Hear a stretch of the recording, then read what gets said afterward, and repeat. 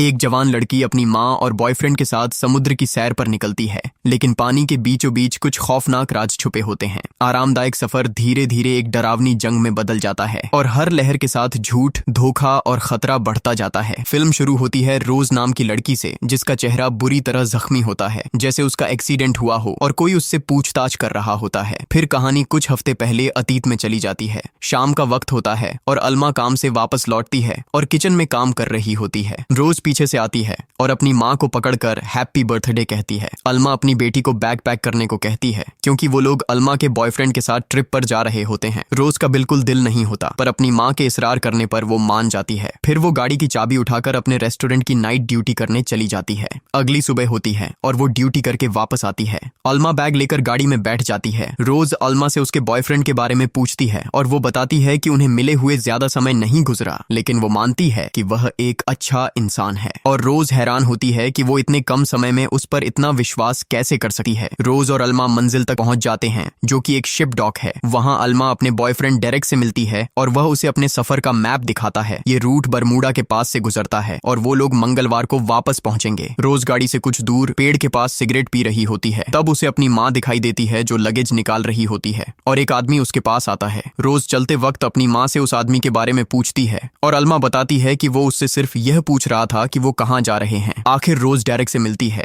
और वो उसे बताता है कि यह एक सेकंड हैंड बोट है और उसने इसे सफर के लिए खरीदा है। अब वो बोट पर अल्मा का बर्थडे सेलिब्रेट करते हैं। डेरेक अल्मा को एक शर्ट और रोज को एक चाकू देता है। रोज उससे उसकी नौकरी के बारे में पूछताछ करती है और वह बताता है कि पहले वह पुलिस में था और अब प्राइवेट सिक्योरिटी कंसल्टेंट है। उसके बाद डेरेक रोज को बोट चलाना सिखाता है और अल्मा उनकी तस्वीरें लेती है, लेकिन अचानक रेलिंग से टकराने पर वे पानी में गिर जाते हैं। डेरेक रोज को कंबल और फर्स्ट एड किट लाने के लिए भेजता है। वहां रोज की नजर राइफल्स और गन्स पर पड़ती है, जिसे देखकर वह थोड़ा चौंक जाती है, लेकिन फिर सिर्फ कंबल और फर्स्ट एड किट लेकर बाहर आ जाती है। डेरेक ने अल्मा को पानी से बाहर निकाल लिया होता है और रोज अल्मा को कंबल करवाती है। फिर वे देखते हैं कि मौसम खराब हो रहा है और नीचे केबिन में चले जाते हैं। अल्मा ने पहले कभी बोट का सफर नहीं किया होता, तो वह वापस घर जाने की जिद करती है, पर डेरेक उसे तसल्ली देता है कि कल तक सब ठीक हो जाएगा। अगली सुबह रोज ऊपर आती है और देखती है कि मौसम वाकई ठीक हो गया है और उसकी माँ आराम से शराब पी रही होती है। वह अपनी माँ से कहती है कि उसे वापस जाना है, पर अल्मा कहती है कि यह बहुत हसीन जगह है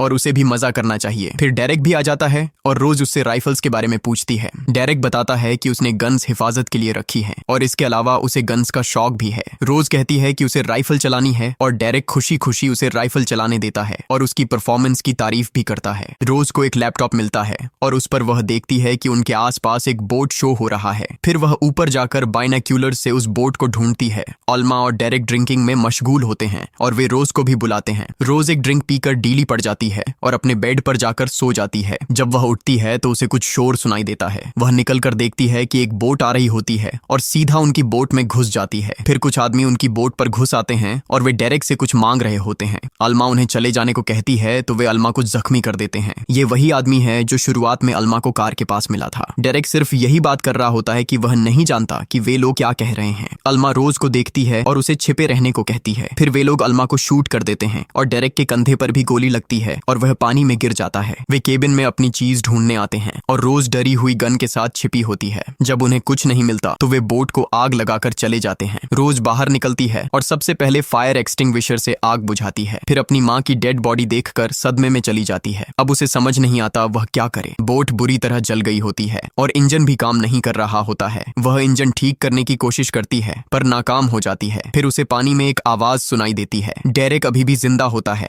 और रस्सी के साथ बंधा हुआ होता है। वह उसे ऊपर खींचती है और पानी पिलाती है। वह एक डिवाइस उसके पास लाती है और पूछती है कि यह क्या करती है, पर डेरेक उसे बेकार कहकर बात टाल देता है। दरअसल उस डिवाइस से सैटेलाइट को सिग्नल भेजा जाता है। डेरेक उसे सेल बांधने और आगे बढ़ने के लिए कहता है। बार बार कोशिशों के बाद वह आखिरकार सेल बांधने में कामयाब हो जाती है। अगले दिन डेरेक रोज को बैंडेज करने के लिए बुलाता है। डेरेक उसे किसी भी कीमत पर बोट शुरू करने को कहता है और फिर बेहोश हो जाता है। रोज अपनी तरफ से कोशिश करती है पर नाकाम रहती है। उसकी नजर कुछ तस्वीरों पर पड़ती है। इन तस्वीरों में डेरेक उन्हीं आदमियों के साथ होता है जिन्होंने उस दिन बोट पर अटैक किया था। इसका मतलब था कि डेरेक उनसे झूठ बोल रहा था। रोज चुपके से जाकर डेरेक के हाथ बोट से बांध देती है और उसकी सेफ्टी नाइफ भी ले लेती है, लेकिन कुछ देर बाद डेरेक अपनी जगह से गायब होता है और नीचे केबिन में पहुंच जाता है। रोज उससे उन आदमियों के बारे में पूछती है और वह कहता है कि वे राक्षस हैं और जितना कम जाने उतना बेहतर है। डेरेक इंजन ठीक करने की कोशिश करता है और उसे बातों में उलझाए रखता है। इंजन ठीक नहीं होता और अब उनका आखिरी सहारा था सी ब्रीज और एक छोटी सी सेल। वे 2 दिन से पानी में सेल कर रहे होते हैं और तीसरे दिन रोज की नजर एक आइलैंड पर पड़ती है और डेरेक से बिना पूछे वह आइलैंड की तरफ बोट घुमा देती है। अब एक सेल के साथ वे लोग किनारे पर नहीं पहुंच सकते थे तो डेरेक राफ्ट इस्तेमाल करने को कहता है। वे दोनों राफ्ट में बैठ जाते हैं और डेरेक उसे चप्पू चलाने को कहता है क्योंकि उसका एक हाथ गोली की वजह से बेकार हो गया होता है। रोज तेजी से चप्पू चलाना शुरू कर देती है लेकिन उसका एक चप्पू पानी में चला जाता है। उसे पकड़ने के चक्कर में वह पानी में गिर जाती है। डेरेक तुरंत पानी में कूदा है और जैसे तैसे करके रोज को किनारे तक खींच कर ले जाता है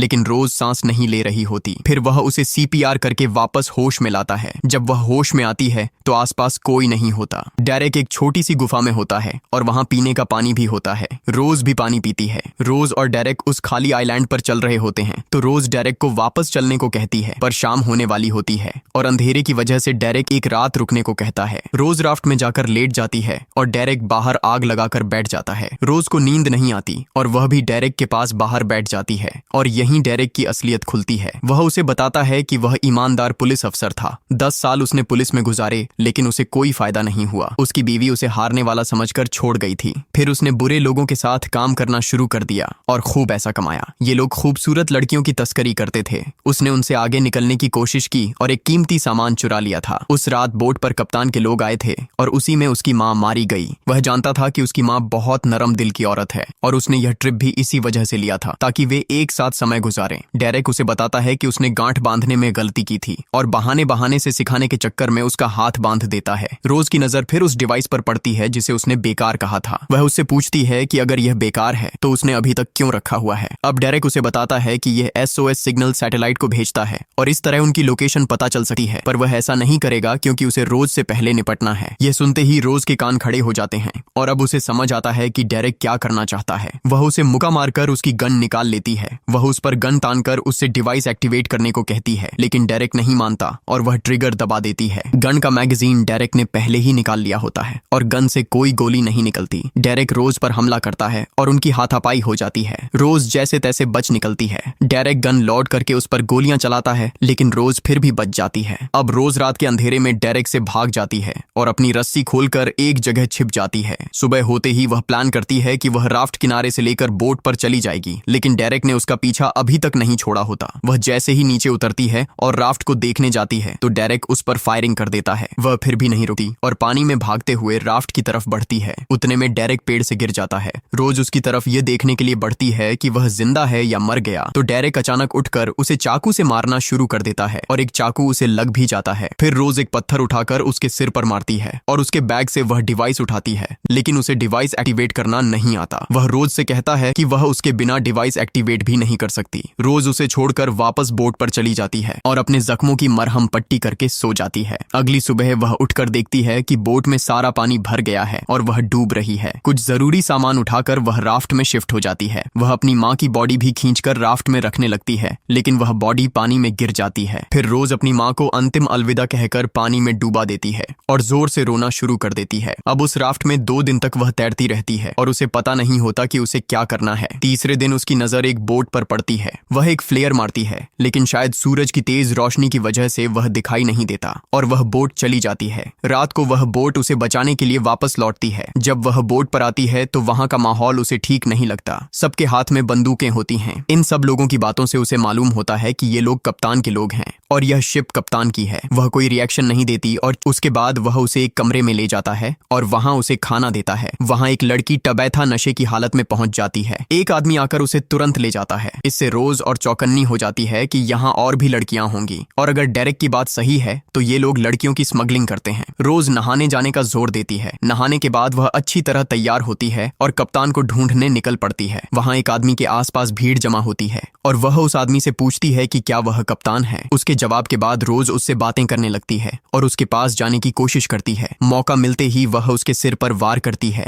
और वह मर जाता है। वह तुरंत वहां से गायब होकर टबैथा के पास पहुंच जाती है। दूसरी तरफ कप्तान के आदमी कप्तान की लाश देखकर चौंक जाते हैं और अलर्ट जारी कर देते हैं। इधर रोज टबैथा से गनों के बारे में पूछती है और वह बताती है कि गनें इंजन रूम में होती हैं और वह यह भी बताती है कि यहाँ और भी लड़कियों को ड्रग देकर रखा हुआ है और कोई भी तुम्हारी मदद नहीं कर सकता। फिर रोज इंजन रूम में जाती है और एक गन उठा लेती है। पीछे से कप्तान का आदमी आ जाता है और रोज उसे मार देती है। फिर वह लड़कियों को छुड़ाने के मिशन पर निकल जाती है और रास्ते में जो भी आता है सबको खत्म कर देती है। एक औरत भी होती है जिससे उसकी लड़ाई होती है, लेकिन वह आखिर में उसे भी मार देती है। रोज का आमना सामना कप्तान के सबसे ताकतवर आदमी से होता है, जो उसे गले से उठाकर मार रहा होता है। रोज उसे चालाकी से चकमा देकर मार देती है। अब रोज एक कमरे में पहुंचती है जहां बहुत सारी लड़कियां कैद होती हैं, लेकिन उन्हें आजाद करने से पहले कप्तान के क्रू का आखिरी आदमी उस पर गन तान देता है। माहौल बहुत तनावपूर्ण हो जाता है, लेकिन तभी टबैथा पीछे से आती है और उसके सिर पर सिलेंडर मार देती है। रोज उससे गन छीनती है और उसे शूट कर देती है। फिर रोज रेडियो रूम में जाती है और मदद का सिग्नल भेजने के लिए निकलती है, पर वहां उसका सामना डेरेक से होता है। उसे देखकर वह हैरान रह जाती है कि वह कैसे जिंदा है। उसने तो आइलैंड पर उसे मार दिया था। डेरेक बताता है कि उसने आइलैंड से निकलने के लिए उस डिवाइस का इस्तेमाल किया